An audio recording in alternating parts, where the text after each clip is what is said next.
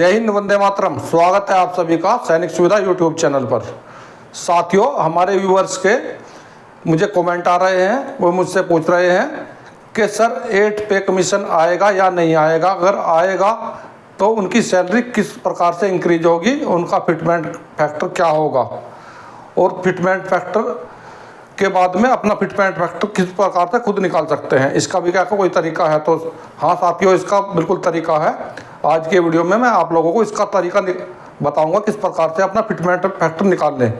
जैसे कि पुराने पे कमीशन में भी फिटमेंट फैक्टर निकाला गया है, तो उसी के आधार पर आप लोगों को मैं दिखाऊंगा। मेरा वीडियो देखकर हर गवर्नमेंट एम्प्लॉय अपना फिटमेंट फैक्टर कैलकुलेट कर सकता है और अपनी सैलरी कैलकुलेट कर सकता है। तो साथियों, इसके लिए मैंने एक चार्ट बनाया हुआ, जैसे आप लोगों को मेरे पीछे चार्ट दिखाई दे रहा होगा बोर्ड पर।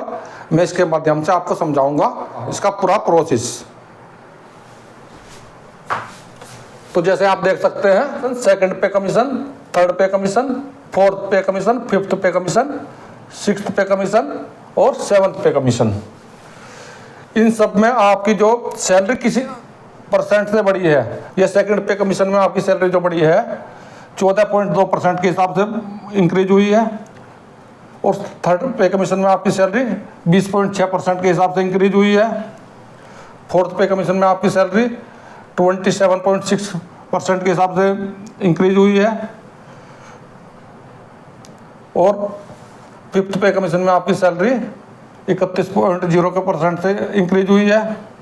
सिक्स्थ पे कमीशन में आपकी सैलरी 50.40 के हिसाब से बढ़ी हुई है, और सेवन्थ पे कमीशन में आपकी सैलरी 14.3% से बढ़ी है। और जो 8 पे कमीशन आएगा 2026 में, तो उसमें आपकी सैलरी किस प्रकार से इंक्रीज होगी। और साथियों, ये आपकी जो सैलरी इंक्रीज होगी, जो फिटमेंट फैक्टर आपका जो बनेगा, ये सभी सेंट्रल गवर्नमेंट एम्प्लॉय और पेंशनर के लिए, डिफेंस पर्सनल और पेंशनर के लिए, इसके अलावा पैरामिलिट्री फोर्सेज और सभी पेंशनर के लिए, रेलवे, बैंक और अदर सभी के लिए भी ये लागू होगा। जैसा कि आप सभी जानते हैं, ये पे कमीशन हर 10 वर्ष बाद हमें लागू हो जाता है। जैसे कि हमारा छठा पे कमीशन 2006 में आया, सातवां पे कमीशन 2016 में आया, और अभी 8वां पे कमीशन 2026 में आएगा, 1 जनवरी 2026 को। और इससे पहले पे कमीशन में हमारा कितना फिटमेंट फैक्टर रहा, ये देखिए 3.0, 2.57, 1.89, 2.81, इतना हमारा इसमें फिटमेंट फैक्टर रहा। सेवन्थ पे कमीशन में हमारा जो फिटमेंट फैक्टर रहा था 2.57 रहा। तो किस प्रकार से 2.57 बना, इसको मैं अभी आपको दिखाता हूँ पूरा। तो देखिए इसकी कैलकुलेशन। तो आपका यहाँ पे जो डीए था उस समय पे 125% था, 125%, 100% आपकी सैलरी प्लस 125% आपका डीए, कुल मिलाकर 225 हो गया। अभी देखते हैं 2.57 किस प्रकार से निकल कर आया। आपका डीए था 125%, इसमें 100% आपकी सैलरी जोड़ देते हैं। ये आपकी 100% इसमें सैलरी जोड़ दी गई, तो बढ़ गया आपका 225%। अब इसको हम 100 से भाग करते हैं,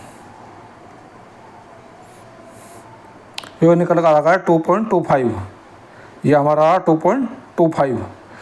अब इस 2.25 में जो हमारी सैलरी में प्रतिशत के आधार पर बढ़ोतरी हुई है उसको जोड़ देंगे। ये हुई थी 14.3%, तो ये निकल कर आ गया 32.175।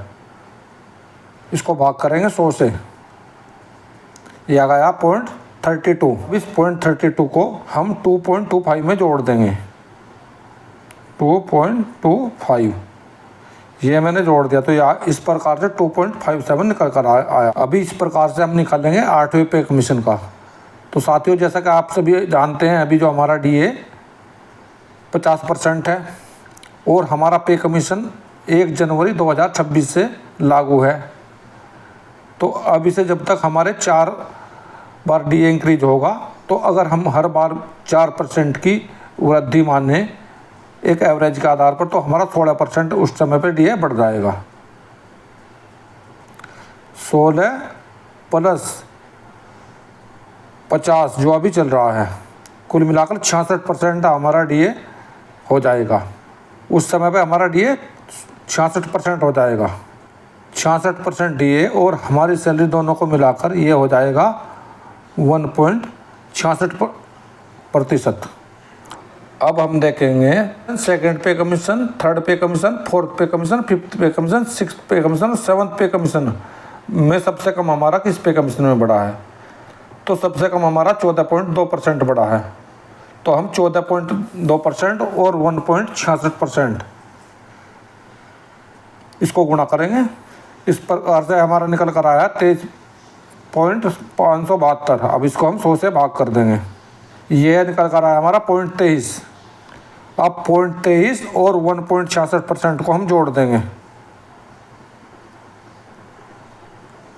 ये हमारा निकल कर आया 1.89। ये हमारा हुआ फिटमेंट फैक्टर 8 CPC का, यानी कि 8वें पे कमीशन का ये हमारा फिटमेंट फैक्टर बना। तो अभी आपने देखा 8वें पे कमीशन में जो मल्टीप्लाई फैक्टर रहा वो रहा 1.89। तो आप इसको अच्छी प्रकार से समझ गए होंगे। इसी प्रकार से आप भी अपना मल्टीप्लाई फैक्टर निकाल के अपनी पेंशन या अपनी सैलरी का कैलकुलेशन कर सकते हैं। तो साथियों, यही थी आज के वीडियो में मेरे द्वारा दी गई छोटी सी जानकारी। और मेरे द्वारा इसी प्रकार की छोटी छोटी जानकारियाँ आपको समय समय पर अपने वीडियो में दी जाती है, ताकि आप सभी भी अपनी पेंशन और सैलरी का कैलकुलेशन ठीक प्रकार से कर सकें।